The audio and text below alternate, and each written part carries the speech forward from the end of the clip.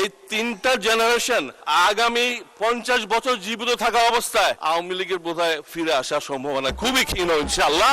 জাতীয় সংসদে বাজেট আলোচনায় আওয়ামী লীগের ভবিষ্যৎ রাজনৈতিক অবস্থান নিয়ে মন্তব্য করেছেন ময়মনসিংহ 7 আসনের সংসদ সদস্য ডক্টর মাহবুবুর রহমান। তার দাবি, সাম্প্রতিক বছরগুলোর বিভিন্ন আন্দোলনের প্রভাবে নতুন প্রজন্মের বড় একটি অংশ আওয়ামী লীগের প্রতি নেতিবাচক মনোভাব পোষণ করছে। সকাল 11টায় শুরু হওয়া বাজেটের ওপর আলোচনায় অংশ নিয়ে তিনি বলেন, আওয়ামী লীগের বিভিন্ন কর্মকাণ্ড দেশের অন্তত 3টি প্রজন্মকে গভীরভাবে প্রভাবিত করছে। তিনি নিরাপদ সড়ক আন্দোলন, কোটা সংস্কার আন্দোলন এবং শেখ হাসিনার পদত্যাগ দাবির আন্দোলন প্রসঙ্গে উল্লেখ করে বলেন, এসব আন্দোলনের সঙ্গে সম্পৃক্ত স্কুল, কলেজ ও বিশ্ববিদ্যালয়ে পড়ুয়া শিক্ষার্থীদের একটি বড় অংশ আওয়ামী লীগের প্রতি নেতিবাচক মনোভাব পোষণ করে। তার ভাষায়, যতদিন এই প্রজন্মগুলো জীবিত থাকবে ততদিন আওয়ামী লীগের জন্য জনসমর্থন পুনরুদ্ধার করা কঠিন হবে। সে কারণেই আগামী 50 বছর দলটির ফিরে আসার সম্ভাবনা খুবই ক্ষীণ বলে মনে করছেন তিনি।